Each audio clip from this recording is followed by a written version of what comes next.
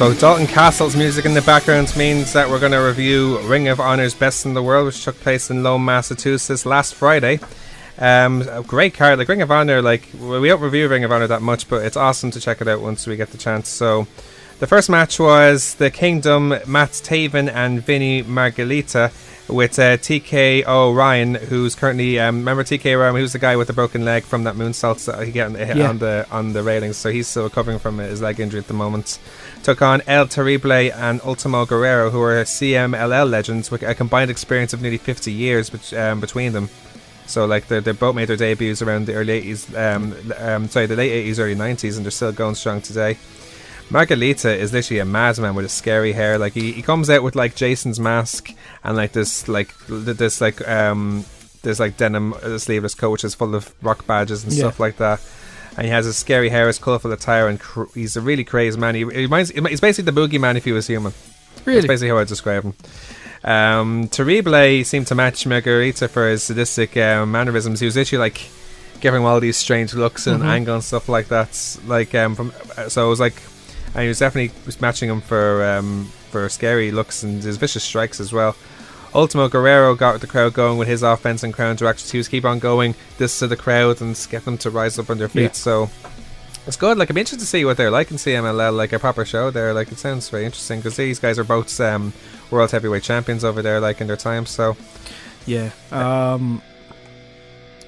I just like I'm going to agree with everything you say because I haven't seen it. Man, yeah. I know I should have. You're missing out. There's too much wrestling on at the moment. I know. Way too much. Honestly, I had time this week.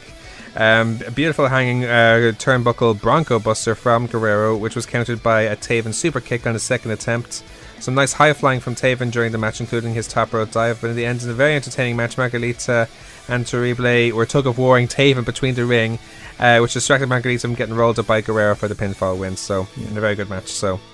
Now, Frankie Kazarian against Hangman Page in a strap match, but not like a normal strap match where, in the sense where you'd have to touch the four corners for the win, but instead, the use of straps are legal in the match, as explained in the commentary.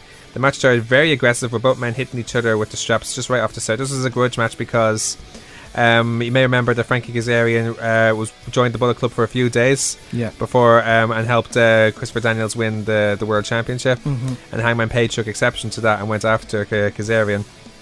Page took a lot of straps and a suplex on the stage stairs before fighting back and throwing Kazarian's strap into the crowd. Page then used his own noose to tie up Kazarian on the ropes to whip him more. And then when Page got the strap with nails and thumbtacks from underneath the ring, Kazarian fought back, and when Kazarian found the nailed strip, he was distracted by Page to hit his right for passage finisher, only for Kazarian to kick out. Then Page started to hit Kazarian with the nail straps. With the scars on his back were actually pretty nasty. Like, actually, literally was pretty. Like that's like, it's not CCW, but it's not far away. It's going that way with that sort of weapons. When Page spit on Kazarian's face, Kazarian fought back to hit Page with the nailed strap, threw him into the exposed floor at ringside because one of the covers was taken off, and he threw him on it it was like a basketball court sort of thing, right on that full force. It was nasty. Yeah, the wooden floors. Yeah. Oh god, it was awful. And then made Page submit by trying to choke him with the strap. Like he was there with the ropes and trying to strap him like that. So it was a very good match. Like, it was really good, intense, hardcore match. Search and Destroy, the four-man stable of Alex Shelby and Chris Sabin, Jay White and Jonathan Grisham, took on the Rebellion of Caprice Coleman, Kenny King, Ritz Titus and Shane Taylor, with the stipulation the losing team must disband. It started out as an all-out brawl for both teams. Very impressive athleticism from Coleman, by the way. But Caprice Coleman's a guy to watch out for, because he did like a triple Northern Lights suplex, which he called the Father, Son and the Holy Spirit. So it's an interesting approach to that. Like, and he did it like bang, flip, and that almost in that sort of pace. Sounds like a finisher William Eva would do. Yeah. It's very impressive. Awesome teamwork from Shelby and Sabin. Obviously, Shelby and Sabin, the Motor City Machine Guns, former TNA tag team champions.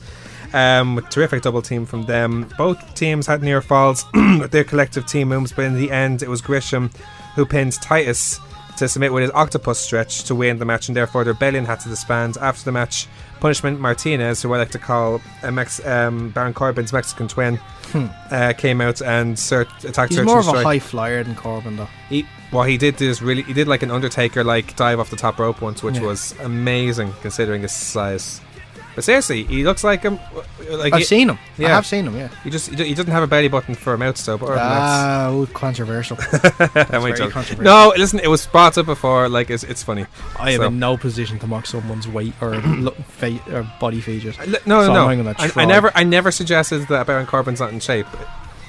It's a body characteristic as opposed to a lack of a six pack. Okay. We'll leave it at that. Jay Lethal took on Silas Young.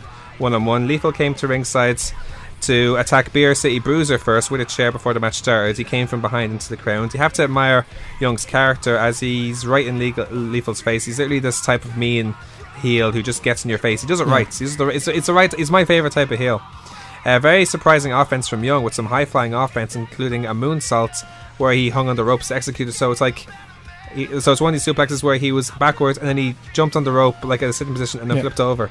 And this guy is almost 300 pounds and he can do that. So very impressive. Young tried to finish Lethal by hitting him with his beer keg. He had like a small beer keg there at ringside. The ref then intervenes before Young shoved the ref down. Young then rolled Lethal up, but then the ref was slow to count him down. Lethal then countered the roll up to pin Young for the win. Then Young attacked Lethal immediately after the match with Beer City Bruiser joining him. They hit Lethal with his misery finisher on Lethal's ribs before Beer City Bruiser splashed Lethal several times against the cag, which led Young then to had Lethal pinned against one of the corners. So he was pinned against the corner and he had like the cock in the way of the corner and he splashed him constantly. It was pretty nasty.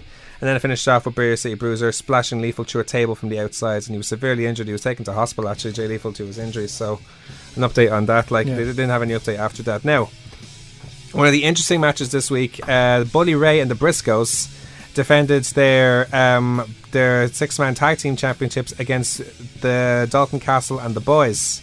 Now, significant because Mark Briscoe had an issue with the Boys because they cost him a match against LIJ in one of the house shows before that. Obviously, brilliant entrance from Castle as always. I gotta love Dalton Castle's entrance. The interventions between Bully Ray and Castle were very funny, with Bully Ray giving Castle a peacock pose of his own where he's doing like all this thing to him. The Boys were simply known as Boy 1 and Boy 2. I think Boy 2 had blonde hair, I think, or lighter hair. He had somewhere between dark and ginger hair. I thought they both had dark hair. One has dark hair, one has lighter hair.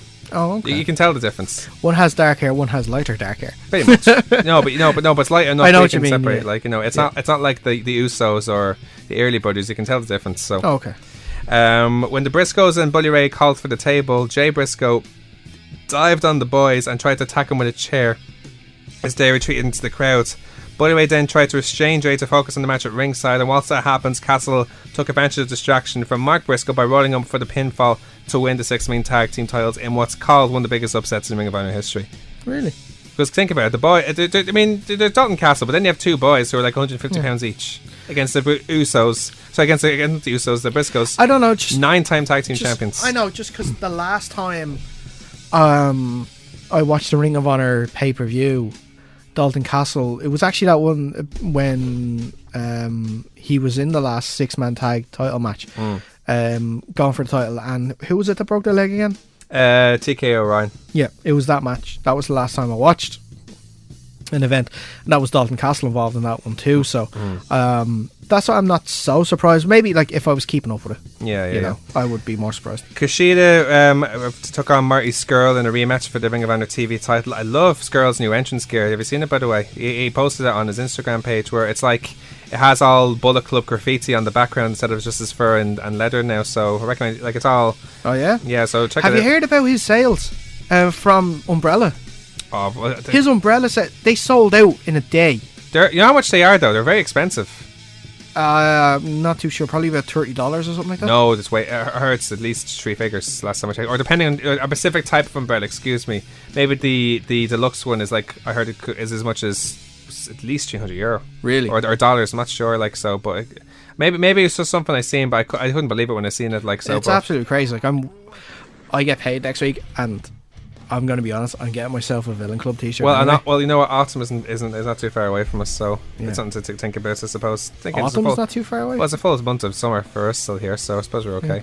Oh, I'm not getting the umbrella. I'm getting the Villain Club t-shirt. Oh, okay. Makes sense. Yeah.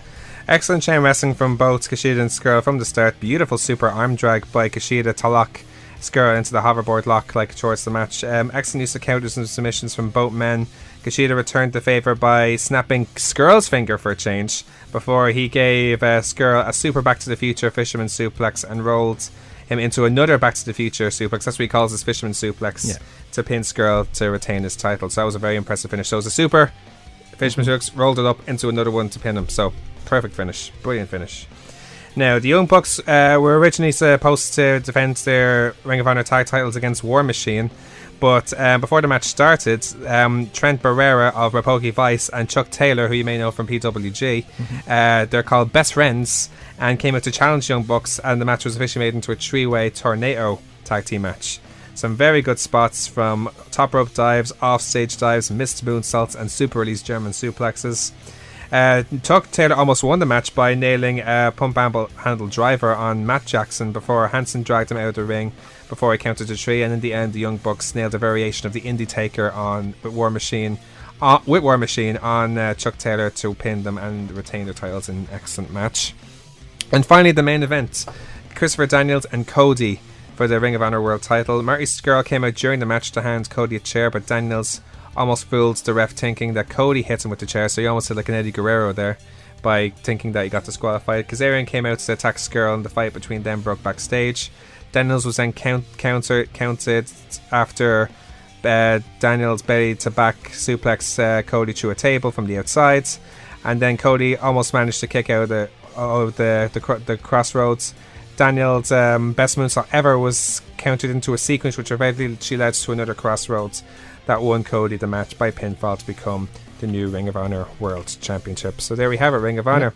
You have to see, there's so many good shows coming up as well, and especially now that Cody's World Champion, for Ring of Honor and all these other things. And again, there's so much stories there, especially with Dalton Castle and the Briscoes and Bully Ray now, and there's so much to check out there for sure. So yeah, I know I keep meaning to watch it because the shows do look class, and the pay-per-views, you always are going to have a good pay-per-view. We're guaranteed a good pay-per-view at Ring of Honor, but there's so much. Yeah. So much. I have to find a way. I say it before and I'll say it again. It's a great time to be a fan. Yeah.